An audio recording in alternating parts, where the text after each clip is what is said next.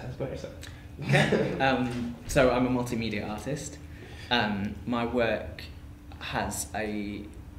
generally focuses on the literary and how to connect the literature with other artistic forms.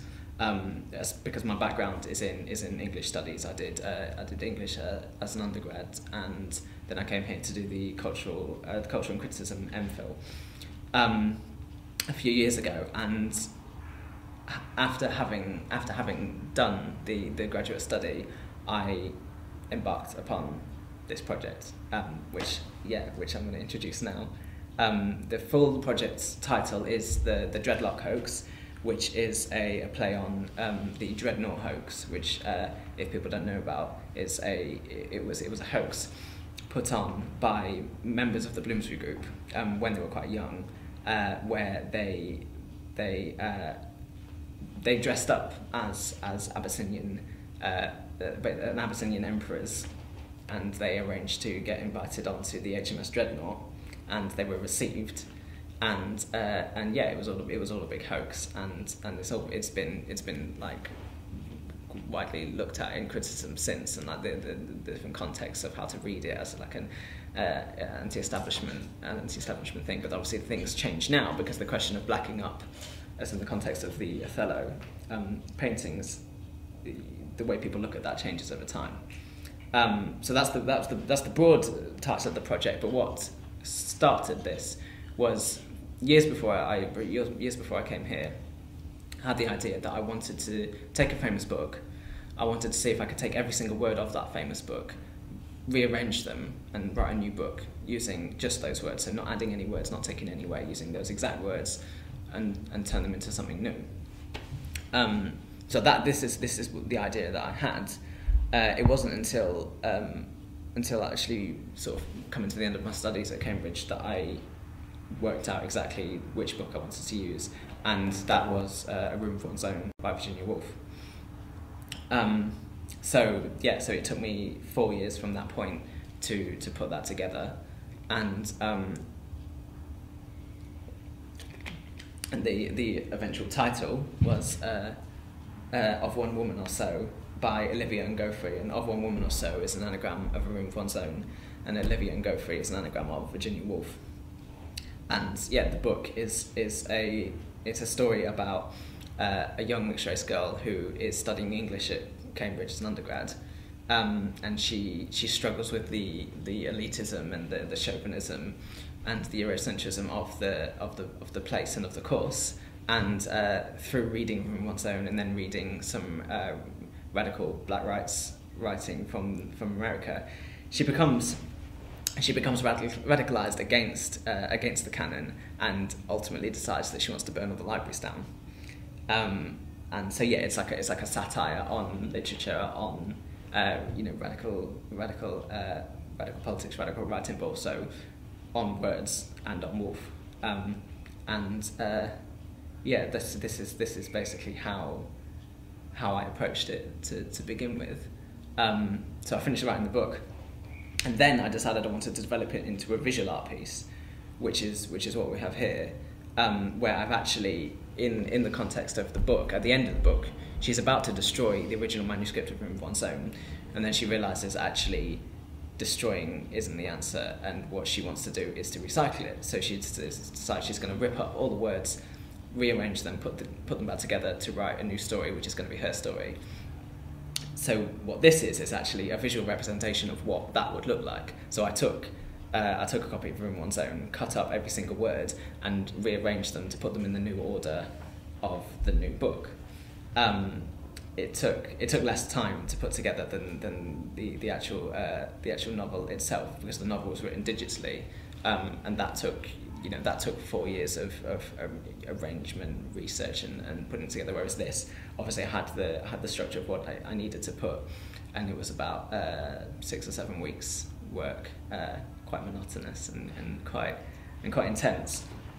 But I liked the idea of actually turning it into a visual art piece that people would actually be able to look at and see the concept, not so much just because just as the novel, it's just okay. Well, this is a novel, and you have to be told this is a novel, and you find out at the end that actually it's a novel with a secret concept. Whereas this actually puts it out there so people can approach it and they can look at it and they can see the texture and they can see how it's put together, and you can see that my changes to the text, which are punctuation. I've added my own punctuation. I've decided to change the capitalization of letters, and change the font and things. That's added in pen over the top. So you see it's a combination, it's a collaboration between Woolf's words and my formatting. And I think it was just a sense that I didn't want it just to be fixed within the novel itself. I wanted to expand it. So the story of Olivia and Godfrey is about a young mixed-race girl who comes to Cambridge and is confronted by what you called Eurocentrism and perhaps patriarchal bias. I mean, how much of that comes from your experience? How much of that is just a feeling that was the most appropriate thing to do with the room of one's own?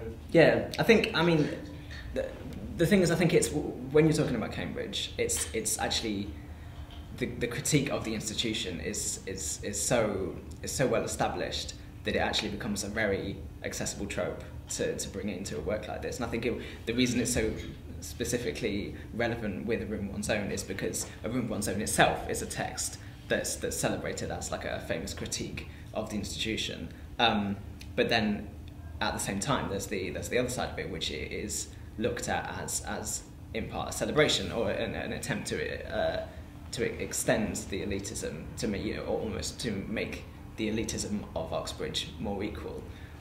So it's like the text is set up to be critiqued on that basis. So I thought, if I was able to take this text and critique it with itself, that would be an interesting way to use the concept of words like that. So I mean, I wouldn't be keen to say, it's based on my experience and anything like that, just because I think it is such a like I say, it's such a well-established thing, which goes on now. I don't know if you've seen at the moment. There's a campaign with the boards where people write things about. I think it's been done in Cambridge, definitely been done in Oxford.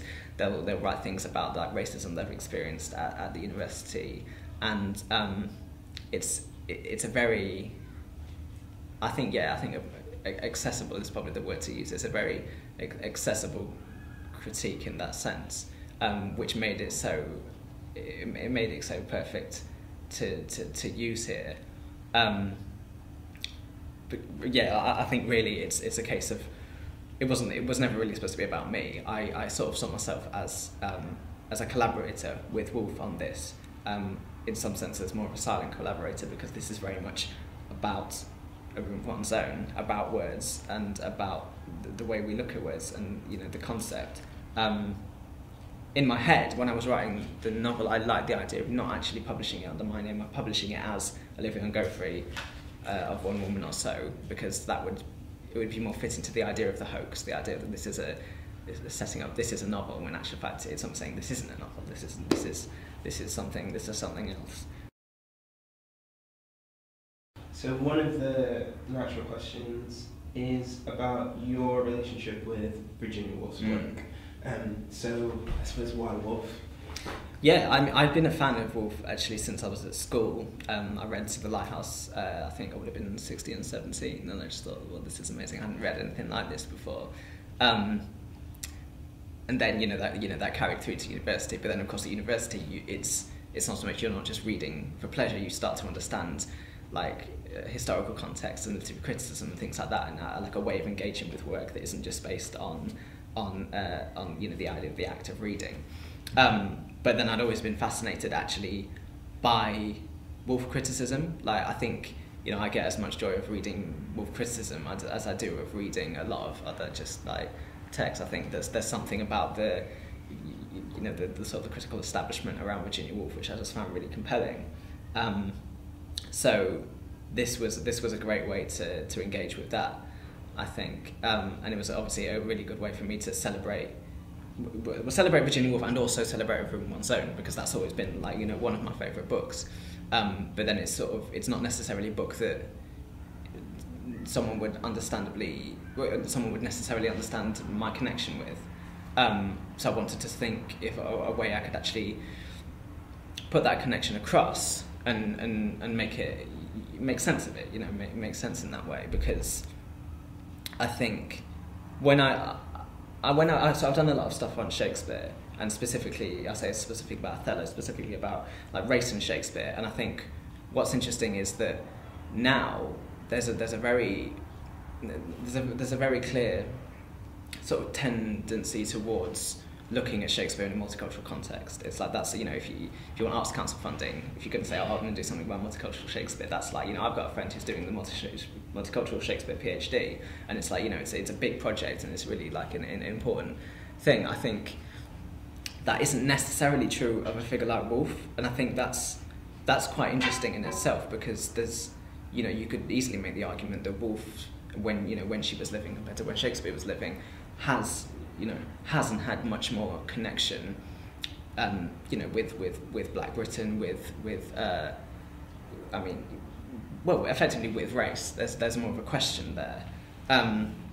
So I think that was an important thing for me. It was a way of establishing my affection for the text and my how important the text and the writer is for me, but in a way that allowed me to bring out the maybe the critical tensions that I'd always experienced there, and almost, you know, the critical tensions that surround that context, surround this icon, because, yeah, I mean, you know, A Room of One's Own actually is a very interesting one in terms of discussion of race. One of the like key inspirations for me going into this was so Alice Walker in Search of Our Mother's Gardens. There's a bit where she talks about A Room of One's Own, and she questions whether Phyllis Wheatley, a black slave, whether she could express herself poetically, because she definitely didn't have a room of her own. It's like, that's not even in question when she didn't even know it herself. And then further on from that, Jane Marcus, who's probably one of my favourite Woolf scholars, she wrote a really amazing essay called A Very Fine Negress about A Room of One's Own, and it's investigating effectively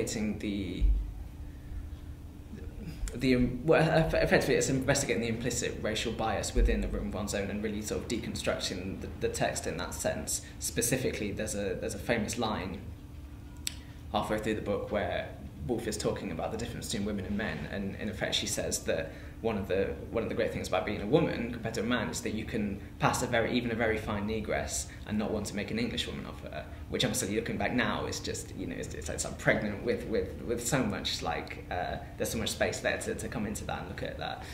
But in the book, it's actually quite a passing. It's a moment that she moves through very quickly.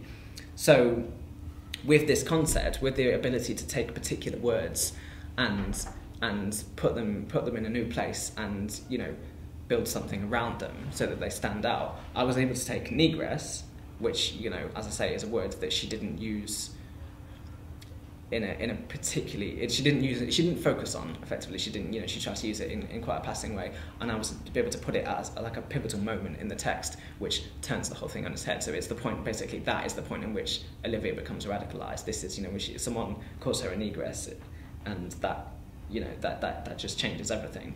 So it's like it's a way of taking apart a text and finding a way to put it back together that draws particular attention to certain bits, and draws attention to the way words change in meaning, and, you know, the way Woolf's context has changed, and, you know, and how it connects with Olivia's, which is, you know, it's 2009, and it's that many years later. So I think it's this way of finding a way to express how I would read a text with the way how a text would be written. So in terms of my connection with Virginia Woolf, it's like this is my expression. This is my expression of adoration for the text, but also my method of critique. If you see what I mean. So the word negress, how do you pronounce it, appears only once in Yeah. Okay, and as you said, it's set up so that it's just said in passing and then beyond.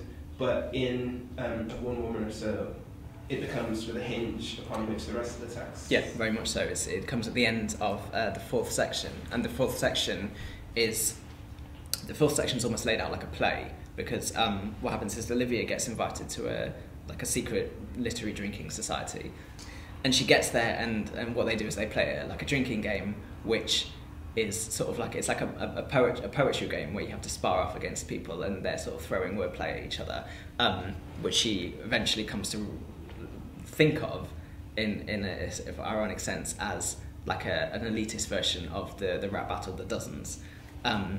And so, because she's so good at wordplay, she's doing very well, and she is sparring off against people, and she's winning. But then it gets to the end, and she goes up against someone called Browning. So in this club, they all have a Shakespeare mask on, and each Shakespeare mask has a famous literary name on the head. And so, she's going off against Bronte, she was going off against Keats, so it goes through like this. And then she gets to Browning. And Browning is very, very quick-witted. He's very sharp, but he's also distinctly racist, basically. And he, by this point, she's already had she's had to do a couple of shots, so she feels like she's starting to lose her grip on the game. And then at the end, he says this to her. He says, "Do you need grass, negress?" And it's in part of that particular round. And this is the point where she stops. She thinks, actually, no, I'm not comfortable with this. I feel very isolated here. I don't know you. I can't see you. And then you're doing this to me. And she tries to contest that. And they jeer at her. And as a result, she storms out. When she leaves, it's this point when she goes back to her college library and she starts reading where she ends up reading Black Power by Stokely Carmichael. And there's this whole sequence where she's putting the books back on the shelves, and she's getting angrier and angrier at the canon. Effectively, she's sort of deciding that this doesn't, I can't connect with this. Why is this whole institution so stiflingly traditional? And things like this couldn't be allowed to happen. And she gets angrier and angrier about the inequality, the state of the world, and it just builds up and builds up and builds up. And eventually, this is how she decides that she's going to set fire to the libraries and avenge herself upon books, upon Cambridge, upon traditionalism. So I think negress is probably the best example of the way that you can take a word and change its meaning and turn it into something different within the context of this book from the original. But obviously that's true of every single word. Connected with negress, it's quite interesting that the word black is used, I think, 9 times in A Room of One's Own, but 7 of those 9 times are not to do with race. Whereas in A Woman or So, they are all to do with race, because when actually I'm writing this book, it's like, okay, I've got the word black 9 times. I'm not going to waste one of them by saying he was wearing a black coat. It wouldn't be sensible. So you have the opportunity and also the pressure to make use of particular words. Make use of particular words in ways that Woolf wouldn't have done, and therefore you're throwing up a contrast between your use and her use. Every time you use a word, that's what's happening. And then sometimes the contrast is going to be much more. It's going to have a lot more sort of historical significance in terms of the change. A lot of the time, that's done for the sake of wordplay, and it's done humorously. That's the intent. Sometimes it's done much more significant. So negress is that by using negress in that way, it holds a whole critical context, talking about Jane Marcus and other people had looked at that word and sort of deconstructed it in that way. But then approaching the work as a whole, what I knew I wanted to do was actually to be able to find words that had a particular meaning to Woolf in 1928, 1929, and had a completely new meaning now, and set them together so that, looking at the difference between them, something's thrown up, something about the change between then and now is thrown up. And as I say, so when Olivia reads Stokely Carmichael's Black Power, the reason I could talk about that is because Woolf invents Mary Carmichael, in the fifth chapter of Room of One's Own, and Mary Carmichael is an imagined female novelist who Woolf is looking at Mary Carmichael's position in society and in literature and the problems that she might face.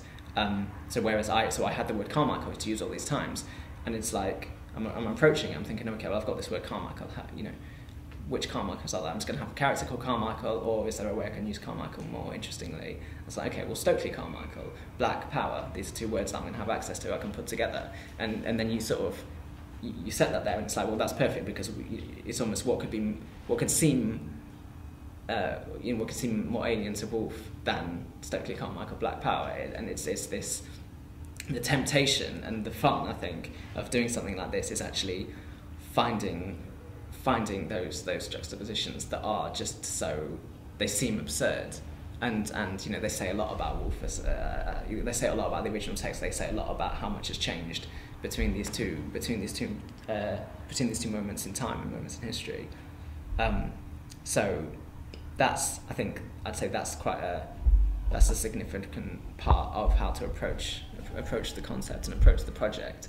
And as I say, Negress is I think one of the more important examples of that.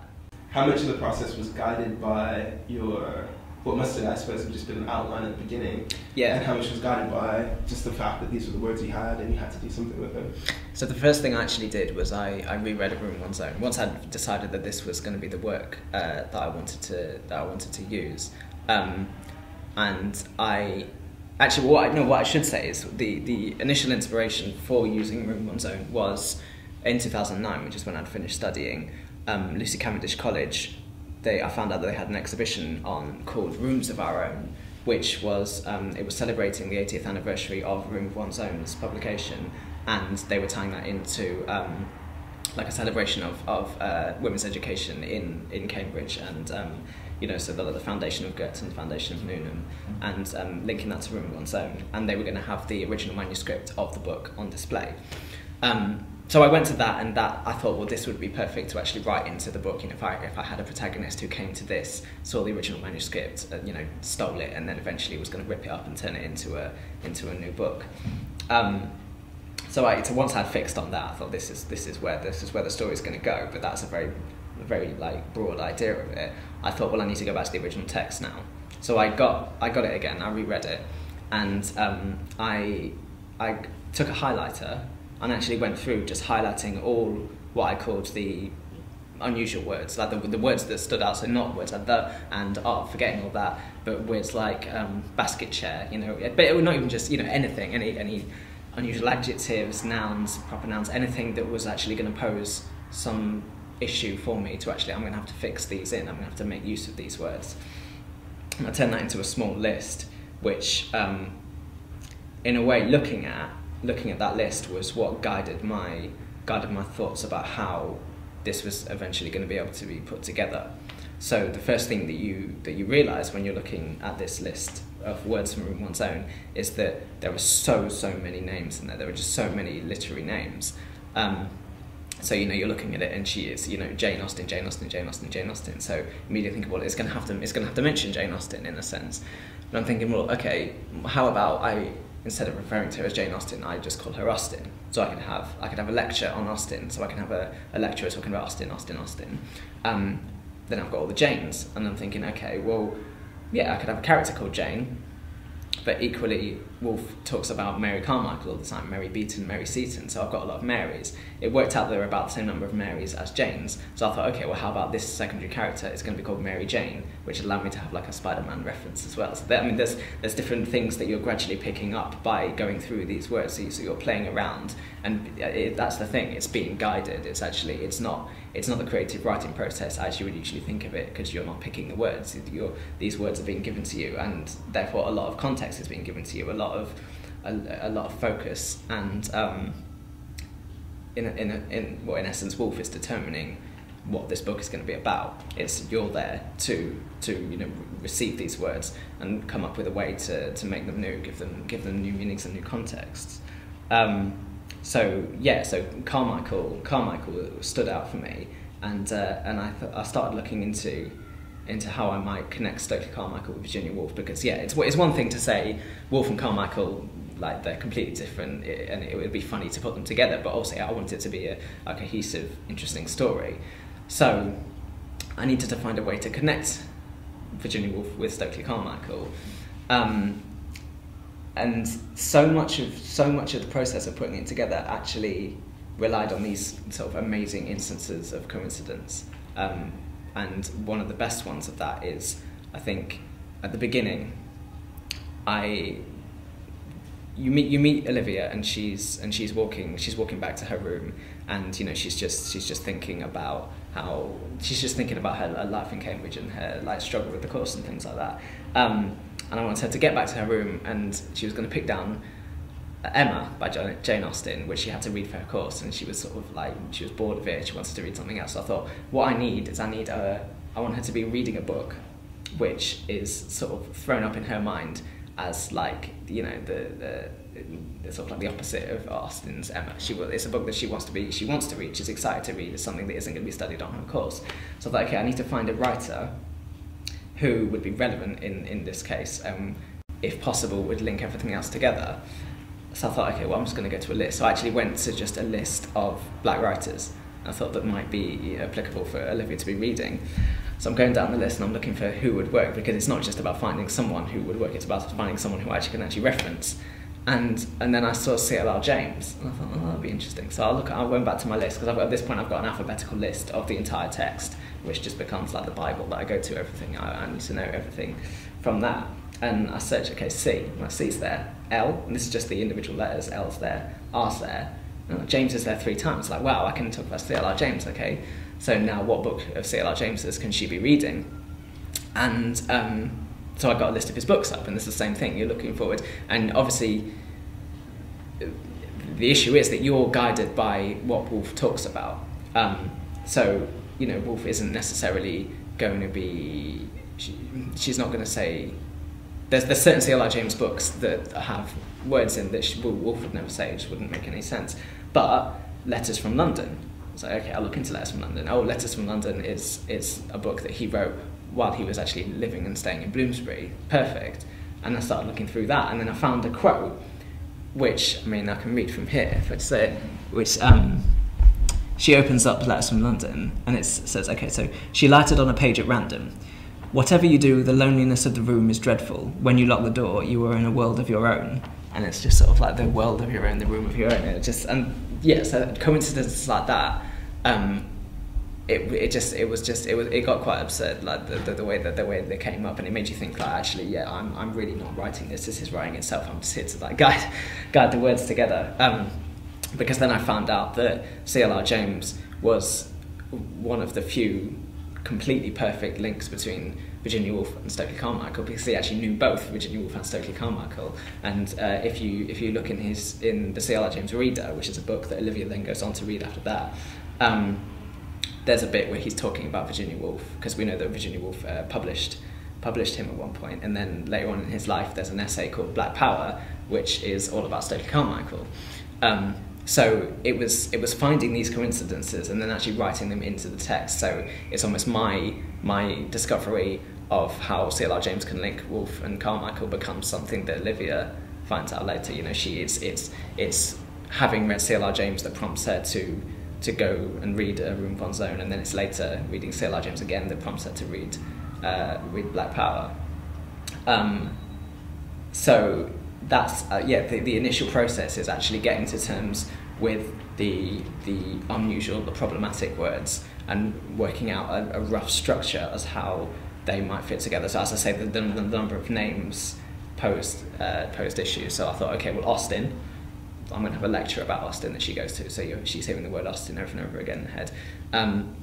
The game section that I talked about before, the 4th section, the reason I was able to do that is because arranging it like a play meant that I could have Browning, you know, Keats. So Browning says this, Keats says this, and it goes through like that. And then the theme of names and naming and the significance of that becomes really important, because then you can say it offers a way to satirise the English canon and Cambridge elitism, because it's she goes to this society, and oh look, they've all got names of like the famous, like basically the famous names of like the dead white men of the literary canon.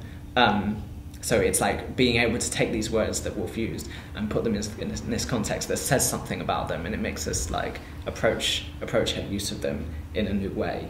It was like fun, and it was exciting to sort of discover some link that you didn't think you were going to find, but then it's just there. It's just sitting for you, ready to be put in.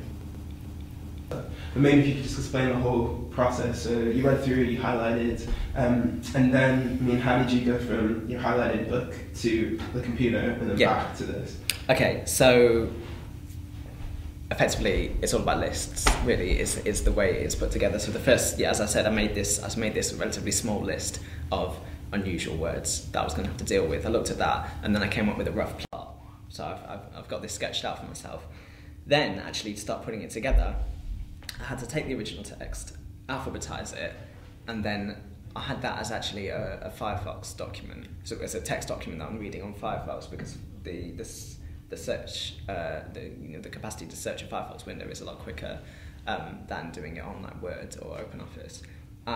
So then I'll have a blank WordPress as a document that I'm going to do the writing in, and I'll do it chapter by chapter. So the first chapter, imagine you can want to say once upon a time. Obviously it doesn't, but it's okay, once. Can I write once? I go to the Firefox document, I search once. Okay, it's there. Right, once.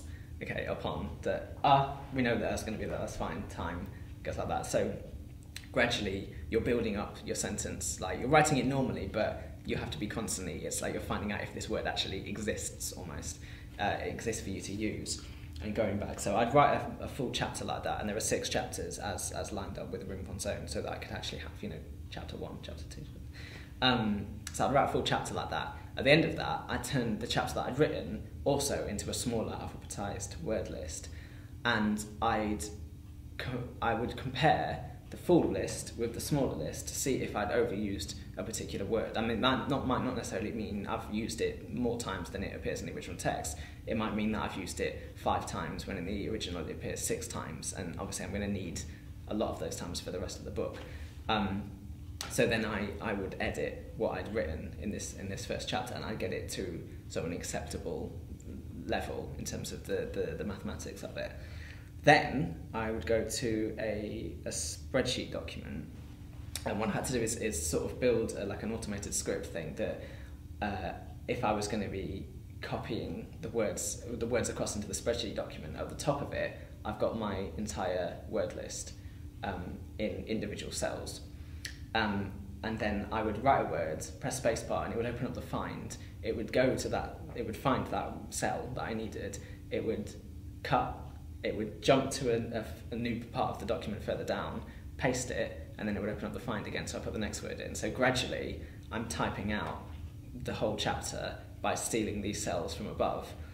I've got it all down there, which means that my list at the top, the cells are significantly reduced by the amount this chapter's gone. So then take that, turn that into the new text list that I'm then going to use for the next sections. And as you go through the chapters, it gets smaller and smaller and smaller and smaller. So by the end, you've got a much reduced list of words to work from. The problem with that is that there's always the sense that it's going to be getting the text is going to get more and more difficult to write, and it's probably going to get worse because you're running out of words that you can actually use. But then obviously it's the fact that they're not fixed. If you've used words earlier, you can go back and rescue them, and you can bring them forward. And because I specifically didn't want it to be, a really sort of cogent text at the beginning and then just rubbish at the end, I made sure that of the 2 narrative styles in the work, you've got a third person narrator sort of talking you through, and then you've got Olivia's stream of conscience, her interior monologue. So for the 5th and 6th sections, I wanted to mainly have the third person narrator, because I thought that would make it clear that it isn't just running out of it isn't just running out of steam, running out of words.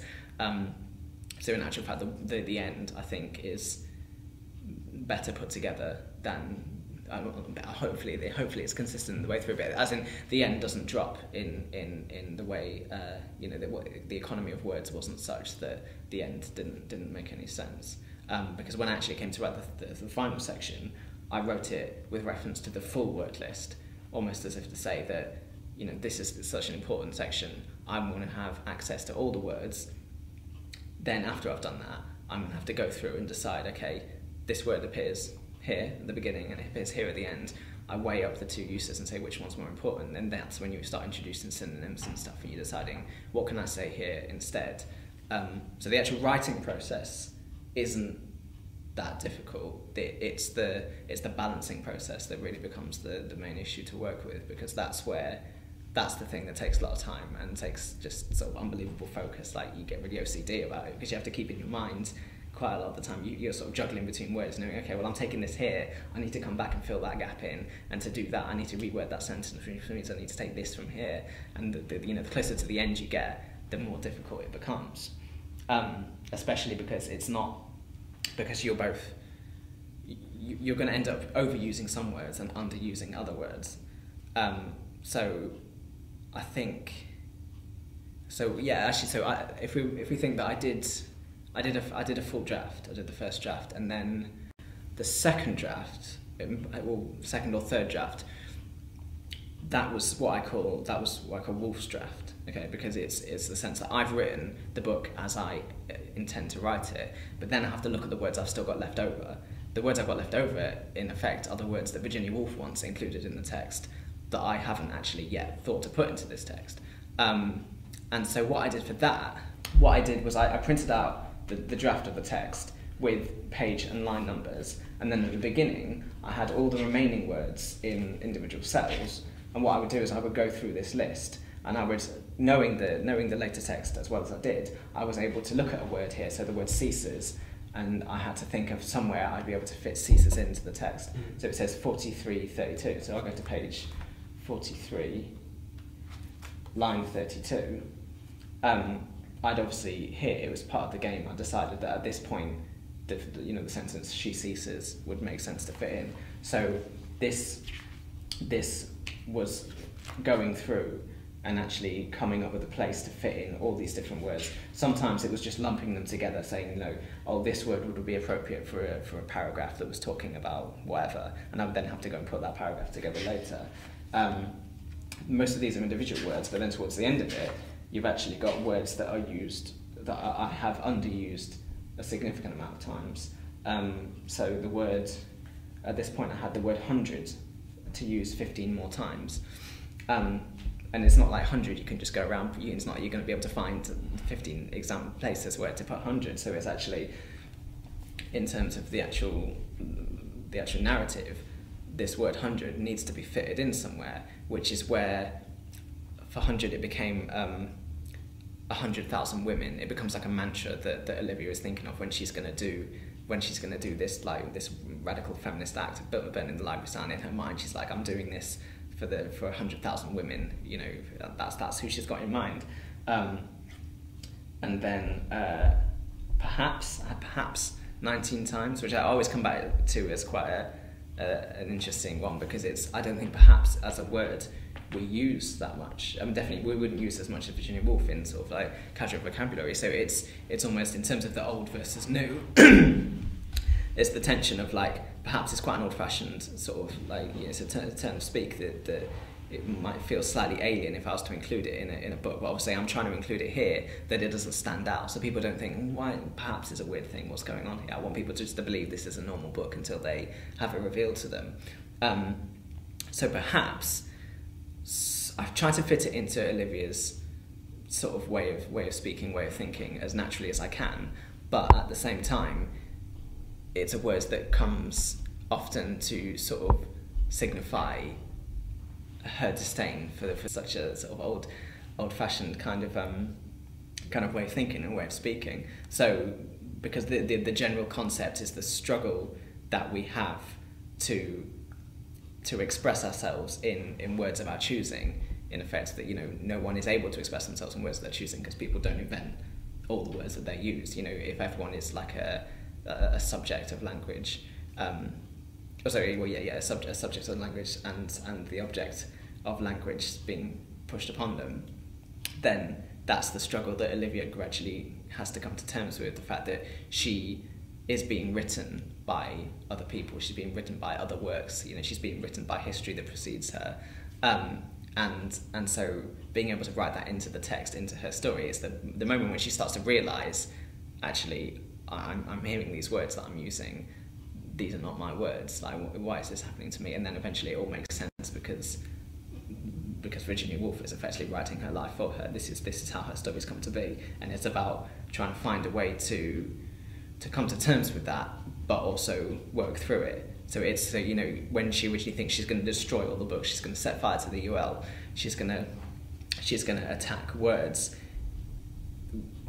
Ultimately, she decides that isn't the way to do it, and you need to find a way to reuse words. So it's recycling becomes the political act that she wants to engage with, rather than destruction. So it's like, you know, it's the way I talk about it is the general political movement within the text is it's from reform, which is almost represented by Virginia Woolf, to revolution, which becomes represented by Stokely Carmichael and specifically H.R. Brown, the Black Panther, to recycling, which is what Olivia comes to personify herself in the design of in the structure of actually building this text in that way. But yeah, so in terms of process, that was actually it was very difficult to do this and try and find a way to accommodate all these new words that I hadn't thought to use.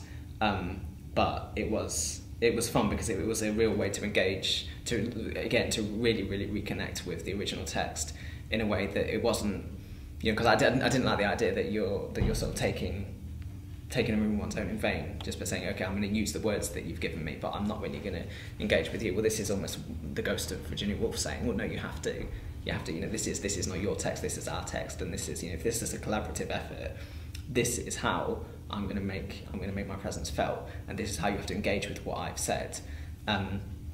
Quite a funny, almost like a satirical point on me is the fact that in here it says women. I had 82 instances of the word women. I mean, that sounds a lot, but actually the word women is incredibly prevalent in the whole book, obviously, but it's almost as if to say that yes, this is a book about women and about you know, women's education and women's history, but at the moment it's not enough about women. And she's saying, you know, if you're going to try and do this, then you're going to have to do this better. And so then it becomes actually, okay, well, I'm going to have to go through and almost change it in a way to accommodate that. I mean, it's quite funny because there's actually a line towards the end of Room in One's Own where at the end of her speech she says women, and then she says, oh, women, you know, one can get sick of the word. And it's just funny in the context of having that many instances still to use. I mean, that's not the only example. There are plenty. May is quite a funny one because obviously she was using may to mean might, but there was no sense in which I was going to be able to fit that in, because if it didn't necessarily connect with the way Olivia thinks and speaks, then I was going to have to find another way to use it. So what may came to signify was exams. So it's like, you know, she's really nervous about May, and it's sort of like, oh, everything about this university is pushing us towards May. Like, we don't care about the rest of the world, we just have to care about May. It's May. And so gradually, you know, I had 27 Mays to use. Gradually, I managed to get through them. But yeah, it's quite, if you're reading this conscious of the fact, then I think the fun thing is that you can see the backflips that I've obviously had to try and do to accommodate these words, which sometimes definitely aren't the words you would have selected to put in that place. You know, sometimes they're words I didn't even know what they meant, so I had to look up a word's meaning and then try and fit it in a way that looked natural enough that it wouldn't stand out as if I just put it in there because I had to. So yeah, the process at that point became more collaborative, I'd say. And then once I'd found a place to put all the words in, the final thing to do was to sort out so you're dealing with a surplus, then you have to deal with the fact that you've overused certain words. So the final act of sort of combing through it, it was going through the useful words, so things like of, actually I had too many of, so I had to use of a lot of the time. But the last thing I had to do was get rid of 100 instances of the word the, which just seems quite, I mean, it's quite a nice poetic way to finish it. And I was quite nervous about that because the whole way through I didn't know whether it was actually possible to do this. I mean, really, right up to the very end, I thought, well, what if I get there and there is absolutely no way I can take the out of it 100 times without completely messing up every single sentence and completely ruining the narrative structure. Luckily, the is actually quite an easy word to pick out, which I wouldn't have necessarily been able to work out just by thinking that. You learn it through the process of doing it. The most difficult word to reduce was be. That was really, really. I mean, there were points when it was. I just couldn't understand how I was going to take be out of a sentence because it's sort of. It's sort of linguistically, you learn so much about the importance of certain words, and actually, you become very, very economic in the way you're using it, and I think that's good because it's a way of cleaning up the text. Actually, every single sentence is exactly as it should be because it can't actually be any other way, because you've really, every single word you've gone through, if it's there, it's because it has to be there. And sometimes the sentence, you want it to include the word be, but it can't, and you can't just leave it as it is because it won't look right. So you really have to completely reorganize it so it works. You've got these two tensions. You've got the fact that it has to pass as realistic, legible language, but then also you're completely defined by the rule that you have to use these words. So there were so many different aspects to the process to putting it together, which in part is why it took so long. But it was really fun as well. I like if there's a challenge, I like it to contain a lot of different things to do, which was that was true of writing it. It wasn't actually as true of putting it together because this was just, as I say, very monotonous of just cut, stick, cut, stick, cut, stick. What are your, just briefly, and then I want to talk about the bigger project. Well, actually, I want to talk about a bit about the role played by Black Power and also the dozens of sort of African American culture and events. But before that, so what are your favourite sort of redeployments in the text? You mentioned a couple. Yeah, the way I was talking about Negress is obviously critically that's a very interesting one, but one that's quite similar to that, which is actually one of my favourites just because it was such a coincidence that it just worked out so well, was actually what I should explain first of all. So after Olivia has read Black Power by Stokely Carmichael, she then ends up reading H. Rap Brown's autobiography, Die Nigger Die, and she finds this book because Carmichael references H. Rap Brown. So she thinks, okay, who is this guy? I'll look him up, and she discovers that H. Rap Brown was a Black Panther who once incited a riot in a town called Cambridge, and he actually called famously for Cambridge to be burned down. So this is like the epiphany moment when she says, oh, I'm going to burn my Cambridge down. So then she starts looking into H. Rap Brown, and it was really, really, really amazing when this happened because obviously the Othello had been a key point within the text in terms of the connection of race to the literary canon, and just this, and when she's called a negress, that's what comes immediately before that is the Browning character. He's like suggesting that she is the illegitimate daughter of Othello and Desdemona, so it sort of builds in like that. But so she goes to H. R. Brown's autobiography, and she finds a line in it where H. R. Brown says, when I studied Shakespeare at school, upon reading Othello, it was clear to me that Shakespeare was a racist. Upon reading his poetry, I gathered that he was a faggot. And it was just like, because I wanted basically something to say, she's thinking, H. R. Brown, this book is going to inspire me to do it. But then I wanted something to set her up to think, actually, I'm not sure about this book. And because, Olivia's gay, so the being presented with this, like, really, like, a severe moment of homophobia in the book that she expected to be, like, the guiding force in her life from this point, connecting that with Shakespeare, I just couldn't believe that I had the word faggot in A Room of One's Own, because it's sort of like, it's just not a word at all I expected to be in there. But then, of course, faggot had a completely different meaning in 1929. I mean, whether or not he had already acquired the homophobic meaning, I don't know. But so I had it. I'd already seen in my word list the word there. So when I read this bit of H.R. Brown, it was just like, wow. Do you know what I mean? It was just really, really, really amazing that it came together like that. So that, you know, that was a really, really good one. Another one which I really just couldn't believe was within the whole context of the rap game, well, the poetry game they play being so much like the Dozens, the African American like rap battle game. It was a struggle to talk about the Dozens because obviously it's not going to say dozens. It did have dozen, which I didn't realise until I searched an earlier list. I realised I'd already used the word dozen, but I'd used it in a way that could easily be replaced. I'd said there were a dozen or so signs on the wall, okay, so and change it to be just a slew of signs on the wall.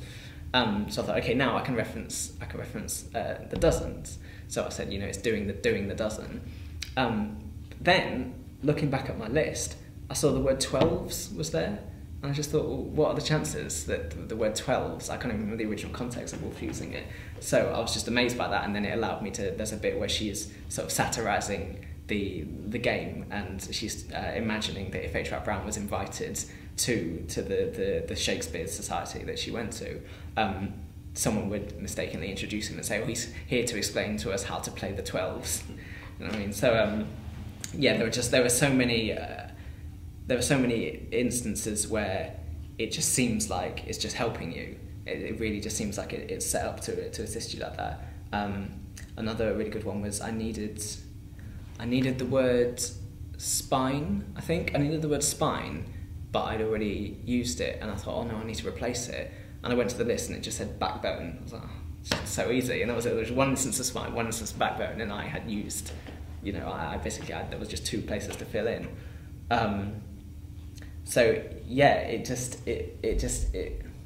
there were just so many, really. I mean, it's like the likelihood that I was going to be able to say C.L.R. James, because I think there was only one C, one and two L's. No, sorry, there was one C, one L, two R's, and the additional R I was able to tie into H.R. Brown. I mean, there are so many. Sometimes I look at it and it just jumps out at me, and there's like I think that's what's really fun. There's like a history, not only to Wolf's use of the word, but there becomes like a new history personally for my use of the word, and I remember exactly like how that came about and the extraordinary way that it was just there ready for me. I mean, you know, it's a credit to the original text just because it is such a effectively the language she uses is so beautiful and literary, and yet it's very earnest. And you know, I the reason I originally fixed on A Room of One's Own was because I realised it wasn't going to be possible to do it with a novel, because you know the names would mean that you were going to be defined by which names you know. If you I don't know, like The Great Gatsby, say it's Gatsby, the word's going to be too often, it's going to be obvious what's going on. Whereas this is a work of literary criticism, but it's not dry at all. It's, you know, it's incredibly literary, and sometimes I think, how would it look to do it with another book? I think, you know, there's a reason I ended up with this book, and I think there's a certain destined element to it. Would you ever try it with another book? I think, to be honest, if I were, I don't think I would, but if I was going to do it again, I'd probably want to do it again with this book. I think that would be interesting to see to see whether or not it was always going to become this novel, because whether or not there's actually space to do a different book. Mm-hmm. Like the whole thing of it being set in Cambridge, because A Room of One's Own is set in Cambridge. Well, the interesting thing there is actually the word Cambridge is only used 3 times. So I sometimes wonder if someone was to read it, and then at the end I'll say to them, well, how many times do you think I said the word Cambridge in that? They would guess like 12, when actually it's only 3, because you have to work out how to use it sparingly. So yeah, I think it would be interesting to see how much it could vary, if you see what I'm saying, like how much you'd be able to stray from both the original and also this new. So if there was a triangle, you've got to move away from the points to make a third point on it. I don't know. I mean, it was very, very, very, very fun, and it's quite hard to imagine writing something not in this style, not just because it would almost be a bit overwhelming to be able to use any word you want. Do you know what I mean? It was like I got to the point when even when I was working on it, I was really, really intensely into it. Even if I was sending a text message, and I'd write a word that I knew wasn't in the book because I knew exactly what words were in the book. It just felt a bit like, it was like this heady, like, whoa, I can't believe I'm allowed to say this, like, it's not there. So, yeah, I'm not sure. It'd be interesting, definitely. I mean, you know, yeah. I thought it would be good that if when she's reading, if she sees that on the list of books that she's found, H. Rap Brown, Die Nigger Die, is marked as die, star, star, star, star, star, star, die. And it's almost like the person who wrote this didn't want to use that term. So the whole issue of like the appropriateness of the term comes into play. And also it draws attention to the fact of like the way I'm able to use punctuation to fill in gaps. Mm-hmm. And it gives you some freedom to... Yeah, exactly. And I thought it was quite interesting the other day because it's the idea that almost by doing that, I'm trying to say that obviously the word nigger wouldn't be included in Room One's Own because that's so alien to Virginia Woolf. But then actually in another one of her novels, in The Voyage Out, which is her first novel, the word nigger isn't there. So it's like if I was to do it with that book, then it would have been there. So it's this idea of Woolf as the genteel writer who doesn't even talk about race. Yeah, it's completely undermined by the fact that it's like a strange tension between the two. There's a couple more things I wanted to ask. The first, I guess, is just in brief, the role of Black power and sort of African American culture in the text. And again, I guess with all these questions, it's necessarily a question of, was that something that was there prior to your turning to the words, or was that something that the words have encouraged you to draw up? I think Stokely Carmichael was actually the initial point of that, because I think the idea I had before then was it was definitely going to be about A Room One's Own in Cambridge. I didn't the racial element didn't immediately come into it until I decided upon Stokely Carmichael, and then things obviously grew from there. I said the H. Rap Brown thing and the C.L.R. James. Another one is Toni Morrison, because Toni Morrison's another person who specifically links. She has an incredible link between Virginia Woolf and Stokely Carmichael, because as she wrote her dissertation on Virginia Woolf and William Faulkner, and then she went on to teach Stokely Carmichael at Howard. So in terms of like paralleling that with C.L.R. James, and so I think for me, the idea that Olivia could be in the middle of this sort of traditional elitist environment that she has an issue with, but it's almost like her way out through her own interests. It's that she has a very specific attention and love for African American cultural politics, culture effectively, which again is a good way, because it's like you're not going to connect Virginia Woolf necessarily with, I guess, 60s African American cultural politics, because it's sort of like it came after her, and it's just these two things are not connected up. So it was nice to be able to Toni Morrison's a really great link there, but then it's also really fun to be able to make these allusions. There's like allusion to like Beyonce and Jay-Z. There's a bit about Kanye West. The quote, George Bush does not care about black people. I was able to put that together, which was really fun. And so the moments when you can put things like that together are really fun, knowing how disconnected they might seem to the original. So yeah, I think once the Carmichael thing was in place, everything started to grow from that, and then it was as often as I could, if I could bring it to be making these reference points that sort of it's like a massive departure from Bloomsbury, and Oxbridge, linking up with the African American thing. Actually, so the whole point of H. Rap Brown, the quote, we've got to burn Cambridge down, and she finds out that actually what he was talking about was Cambridge, Maryland, and it was like, it's during the 60s, it was during the long hot summer. So then it allowed that whole point of comparison between Black America and effectively white Cambridge is the suggestion. That was able to just carry through, and I suppose that I'd say maybe that's the most significant tension. I mean, not necessarily tension like in a serious way. Sometimes it's serious, but sometimes it's playful. But that's the perfect one to set up, just because that is the one that does for whatever reason, seem so alien to Virginia Woolf. You know, maybe it shouldn't, but I think that was the best one to play with.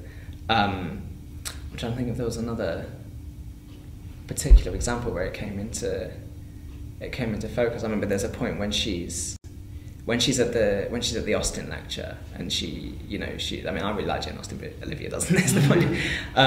She's at the Austen lecture and she's getting bored by it, and she's thinking that there's so many, there's so many things that she'd rather be learning about. She'd rather be learning about the second sex, Simone de Beauvoir. But it's almost like the tension between what she sees as like old women's writing and more current women's writing is what she loves Toni Morrison.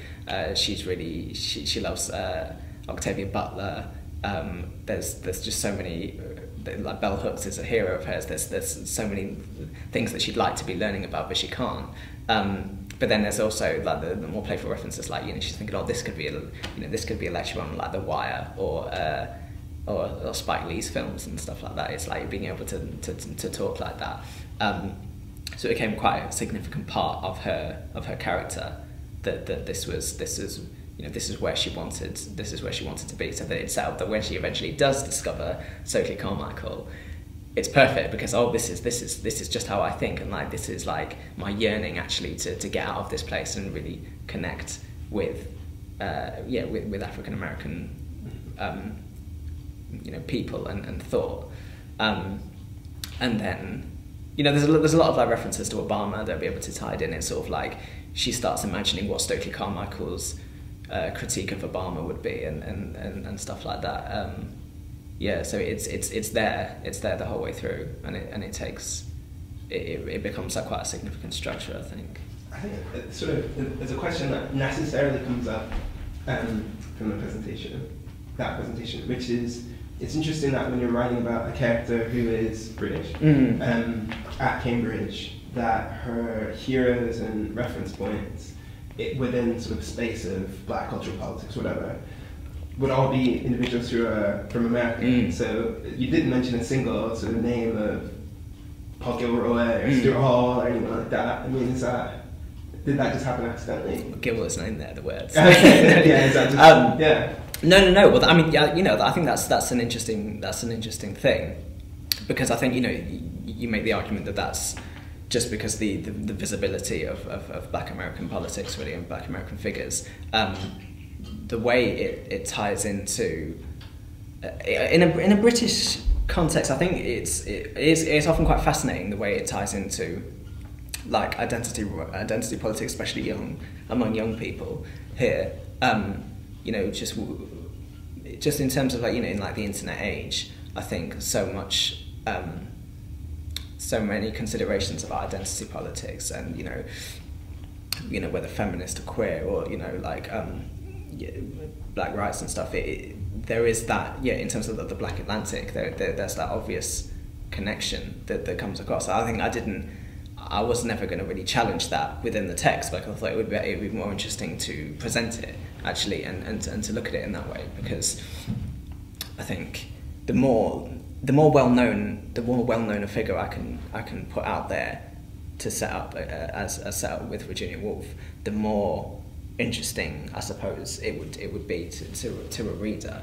But yes, I think in a way that's actually something I've thought about more since writing it. Maybe it's just becoming more of an issue in recent years, because I think I've read like stuff recently where people are starting to pick up on that tension and say, well, this doesn't really, what's going on in America in terms of race doesn't necessarily, I mean, Paul Gilroy is a good example, he talks about it a lot, it doesn't necessarily connect well with what's going on in Britain. It aligns the subtleties, it aligns differences within contexts.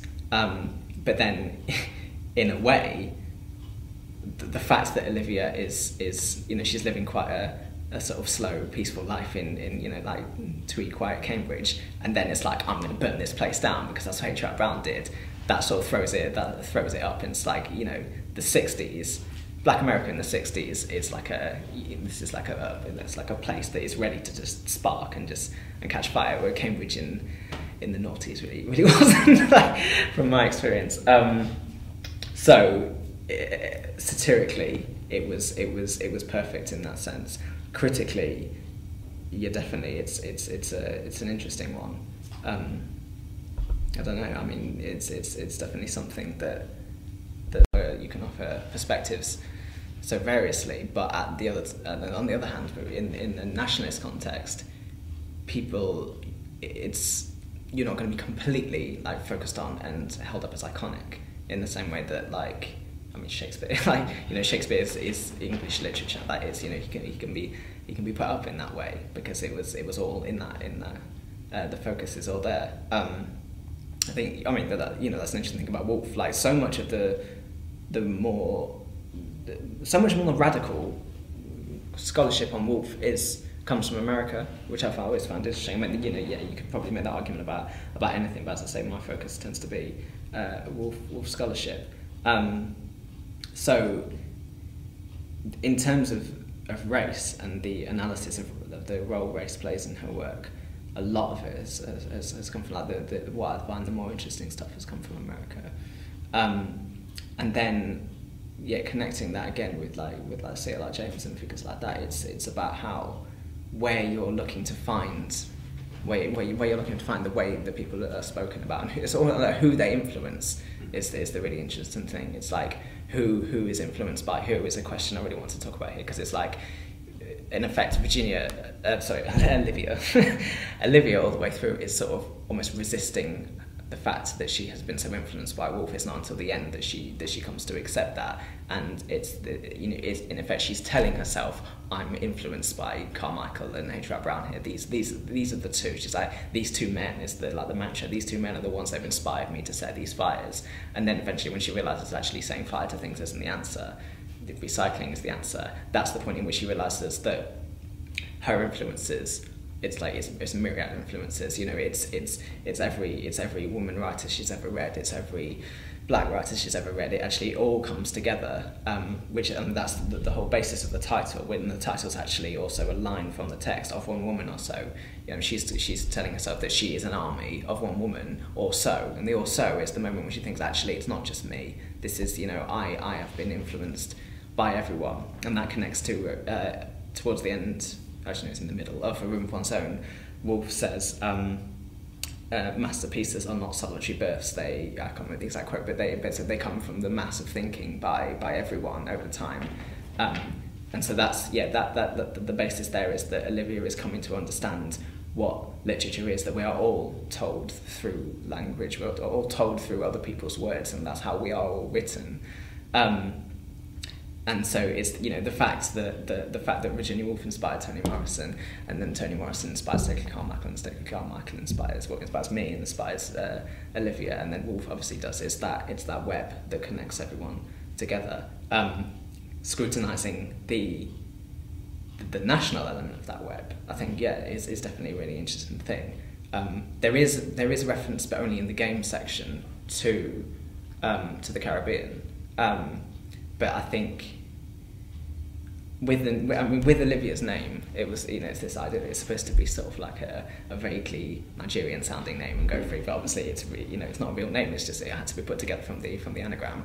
But I think from Olivia's point of view, it's very much, you know, she's Black British. I mean, she never says the term Black British, but obviously we know that her cultural reference points are so often American. I think that's supposed to be sort of a statement about the fact of like, American cultural imperialism, even in a progressive political sense, and the fascination that we have with that, I suppose.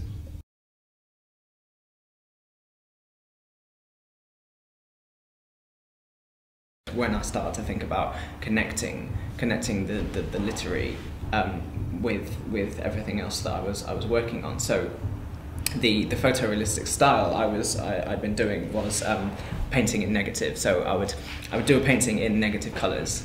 I would then have that painting scanned and inverted on the computer, and then have that printed out as a print at the same size as the painting. Okay. So you'd have the painting in negative, you'd have the print in positive, and then they'd go next to each other.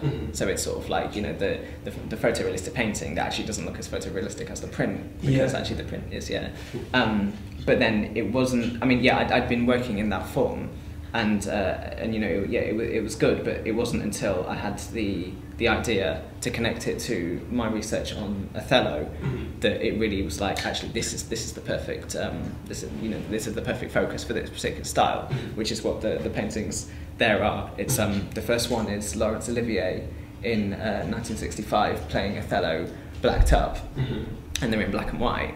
So and then the second one is Lawrence Fishburne in 1995 playing Othello, obviously not blacked up. And so, you know, the question of the black and white inverted and it just connected very well with the negative style. And I think, you know, it was, the irony is that as soon as I found like what I felt was the appropriate angle for that particular mode, that was sort of, I didn't really want to do any more of those. That was sort of like a full stop in that style. So yeah, I think I've actually been doing a lot less painting recently while I've sort of branched out, because, you know, when people originally said, oh, what do you do? I say, oh, I'm an artist, and they say, oh, what kind of stuff? Whereas now I say I'm a multimedia artist, and it was quite, I think, yeah, it was quite good to be able to actually have like, it's almost like a more of a title, and it's more understandable, and you almost don't need to be as specific, because it's sort of like, you know, it's like, what stuff do you do? Multimedia, you're going to do a lot of different things. So it was like a title, but it was something I felt like I had to actually earn, and I felt finally that I had, because I had actually been doing so many different things. And I think what was the guiding, what was the thing that connected them all was literature, was, you know, questions of the canon, questions of like linking up old literature, new literature.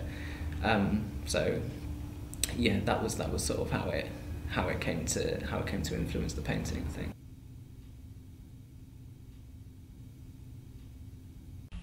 Again, just briefly describe the project as a whole, and then just talk about, you know, what are your goals for it, I suppose. Yeah.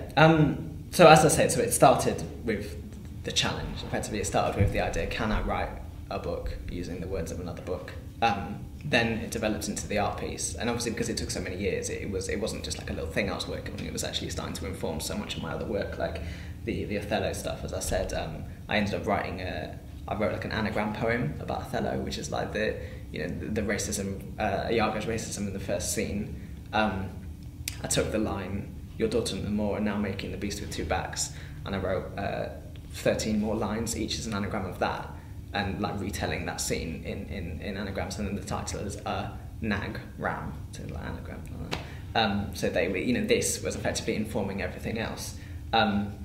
You saw over there the photo mosaic piece. That was what I originally titled the Dreadlock Hoax, because I thought, okay, I'm going to create a photo mosaic of Virginia Woolf, which is made up of tiny squares taken from a photo of me, and the hoax element is the fact that most of the darkness around her face is made up from my dreadlocks, and connecting it with the Dreadnought hoax, where obviously it was Woolf as a 28-year-old, which is how old I am, dressing up as a young Ethiopian man and conning the navy into letting them on the ship and receiving them as dignitaries. I thought I wanted to invert that, because in effect this piece is me impersonating Virginia Woolf, in a sense. It's the inversion of that, and I thought that what would be good now is actually to do a performance piece to even further connect it with the Dreadnought hoax. And so also the performance piece, I wanted it to somehow involve, you know, play upon androgyny, which is such a key part of Room One's Own, such a celebrated theme, you know, reference my androgyny, and the inversion, not only gender inversion but racial inversion, and ask questions about that, but then tie it into this project and the sort of playful hoax element to this, because obviously this is significantly a playful thing. So I'm going to be doing a performance piece as part of an exhibition, which will show everything, like other pieces, what's there as well.